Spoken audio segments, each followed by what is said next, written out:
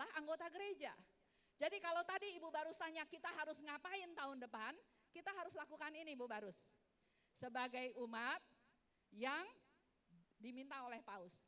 Gereja itu adalah tubuh Tuhan yang harus tercermin dalam hidup kita dan kita wartakan, kita nyatakan. Jadi kalau Bapak Ibu yang belum melakukan ini, mulai siap-siap untuk latihan, untuk punya komitmen.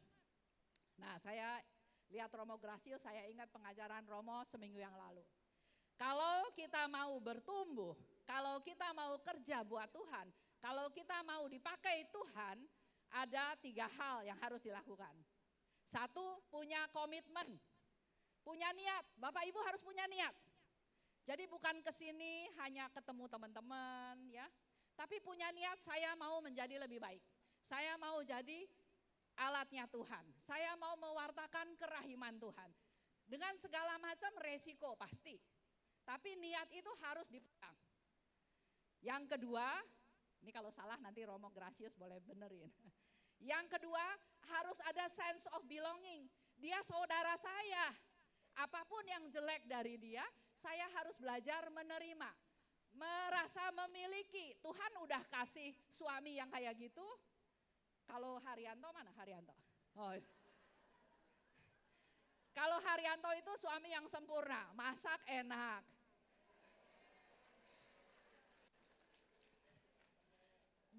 Dia selalu baik sama saya. Tapi yang terjadi adalah ada satu Romo pernah tanya sama Haryanto, Har, lu nggak salah Har punya istri kayak gitu. Nah saya nggak tahu maksud pertanyaannya kemana ya. Tapi pertanyaan juga bisa menyebabkan menyesatkan. Kalau lagi ngambek kan dia pikir, iya juga ya si Romo itu bilang kenapa saya kawin sama orang kayak gini gitu ya. Jadi harus hati-hati dengan statement, dengan pernyataan. Yang pertama tadi saya bilang ya, kita punya komitmen, kita punya niat. Jadi Bapak Ibu jangan tergantung sama teman-teman juga. Teman itu untuk saling menguatkan, tapi jangan sampai gara-gara teman kita ikutan mogok. Minta Roh Kudus yang pimpin. Jadi walaupun sesama baju hijau, kalau yang 1, 2, 3 rontok di tengah jalan, jangan ikut-ikutan rontok. Malah harus ngajak ya. Hari ini nggak ada sharing dari Ibu Yeni. Kalau ada sharing dari Ibu Yeni, dia juga bisa cerita. Teman-temannya semua main judi, tapi dia dipilih Tuhan, dia yang ngajak teman-temannya untuk jadi devosan kerahiman. Pokoknya percaya Tuhan kasih kuasa kalau kita punya niat baik. Kedua, sense of belonging tadi. Merasa memiliki, jelek, bagus, gendut, kurus, tua, muda, peot, cantik. Harus merasa memiliki, itu yang dikasih Tuhan. Dan yang ketiga, ada misi. Ada tugas yang harus kita lakukan. Lanjut ya, lanjut dulu. Lanjut Pak Wawan. Ini udah tadi gereja, oke. Sekarang mau bicara tentang pesta kerahiman. Kita semua para devosan tahu 5 cara berdevosi. Salah satunya adalah pesta kerahiman.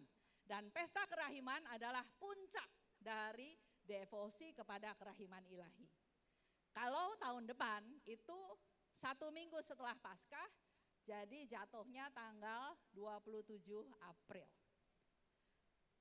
Nah yang Bapak Ibu harus lakukan seperti kita tahu tahun-tahun yang lalu sebelum pesta kerahiman ada novena kerahiman. Ya. Tapi karena ini tahun jubileum, tahun yang terjadi 25 tahun sekali, maka kita pun harus mempersiapkan diri dengan lebih sungguh-sungguh supaya pesta kerahiman yang Tuhan adakan bisa sungguh-sungguh memberikan banyak rahmat yang kita perlukan dan juga rahmat untuk teman-teman lain. Niatnya harus dari sekarang, jangan nanti. Ya, jangan nanti. Tapi niatnya harus dari sekarang. Jadi pertanyaannya adalah apa yang harus saya lakukan, Bapak Ibu di sini semua ya, untuk jadi tanda, jadi solusi bahwa Tuhan hadir dan saya bisa memberikan solusi jawaban untuk tadi yang Romo James katakan, masalah zaman sekarang. Yang sakit-sakitan, Gara-gara vaksin, gara-gara booster kan banyak yang sakit lagi ya. Sampai akhirnya dia stres, putus asa. Ada juga yang PHK, ada juga yang usahanya bangkrut dan segala macam. Kita yang masih sehat, mungkin secara finansial pun mengalami kesusahan. Tapi ingat, ikut Tuhan nggak bakal jatuh tergeletak. Andalkan Tuhan. Ya, itu yang harus menjadi pegangan kita. Lanjut. Ini sedikit cerita tentang pesta kerahiman. Buat Bapak Ibu yang barangkali belum tahu, saya mau kasih sedikit masukan atau janji-janji Tuhan tentang pesta kerahiman. Dikatakan di nomor 49, Yesus katakan, "Aku merindukan adanya pesta kerahiman. Aku menghendaki gambar ini diberkati pada hari Minggu setelah Paskah. Dan minggu itu adalah pesta kerahiman." Jadi Yesus yang minta. Dalam pesta kerahiman yang menjadi tuan rumahnya adalah Yesus. Yesus yang mengundang kita, Yesus yang mau membagikan rahmat yang kita butuhkan. Di 88, gambar ini dipajang di depan umum pada hari Minggu pertama sesudah Paskah. Dan itu yang disebut pesta kerahiman. Jadi yang namanya pesta kerahiman selalu 1 minggu setelah Paskah. Enggak ada lebih maju, enggak ada lebih mundur. Lanjut. Nah, saya sedikit cerita ya tentang gambar kerahiman. Supaya teman-teman lebih punya gambaran. Kenapa ada gambar kerahiman? Ini Yesus yang minta kepada Suster Faustina, lukislah gambar seperti yang engkau lihat.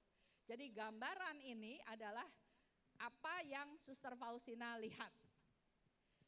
Berjubah putih berkilauan, itu melambangkan Imam Agung, Yesus sudah bangkit. Tangan kanannya terangkat memberi berkat. Kalau Bapak Ibu bisa lihat gambar ini, siapapun yang datang kepada Tuhan Yesus, dia nggak peduli kita dosa besar, nggak peduli kita apa, nggak peduli kita banyak masalah, setiap datang Yesus memberkati. Ada yang bilang, itu kan cuma gambar, terserah. Kalau nggak punya iman, nggak dapat apa-apa. Tapi kalau kita percaya, saya datang kepada Tuhan dan Yesus tangannya memberkati, dia bisa bilang, saya memberkati engkau. Karena Yesus datang ke dunia bukan untuk orang sehat. Dia datang untuk orang sakit, dia datang untuk orang berdosa. Ya, itu mengenai gambar, mengenai tangan kanan. Lanjut Pak Wawan. Kalau kita lihat lagi gambar, ini event lengkap di gambar itu. Tentang Kamis Putih, perjamuan darah dan air, ekaristi. Yesus katakan ada 2 sinar memancar dari hatinya. Yang merah melambangkan darah, kehidupan baru, yang pucat melambangkan air, pengudusan.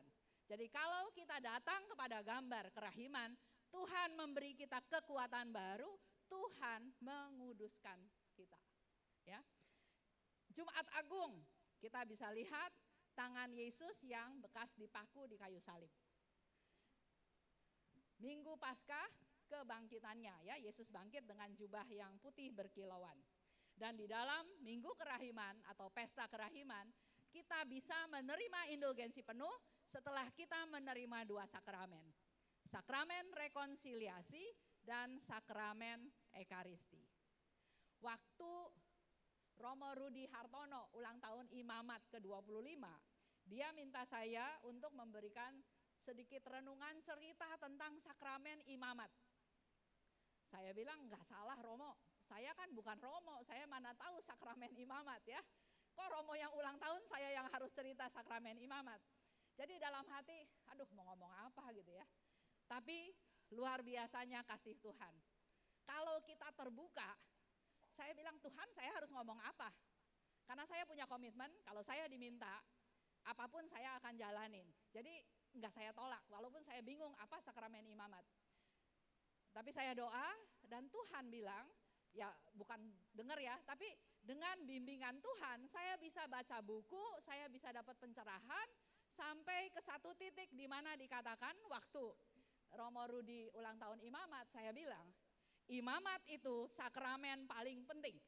Karena kalau tidak ada sakramen imamat, tidak ada sakramen baptis, tidak ada sakramen penguatan, tidak ada sakramen ekaristi, tidak ada sakramen pernikahan, tidak ada sakramen orang sakit.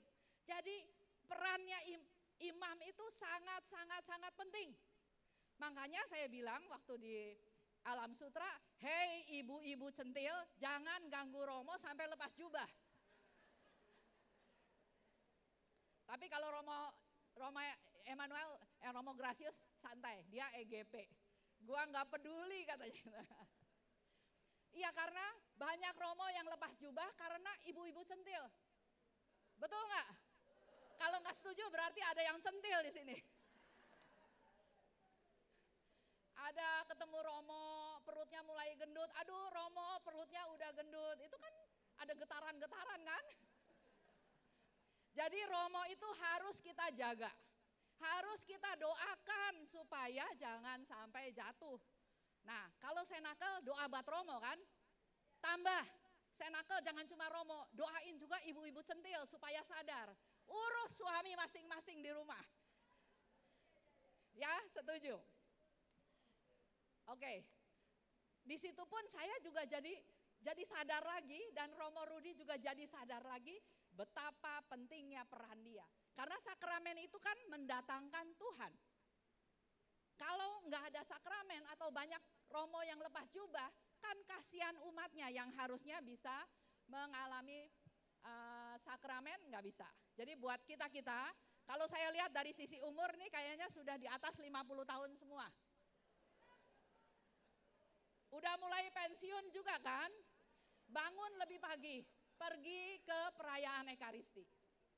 Karena kalau kita nerima Tuhan, walaupun pikirnya hanya, sudahlah saya terima, jangan pernah meragukan apa yang Tuhan kerjakan pada perayaan Ekaristi.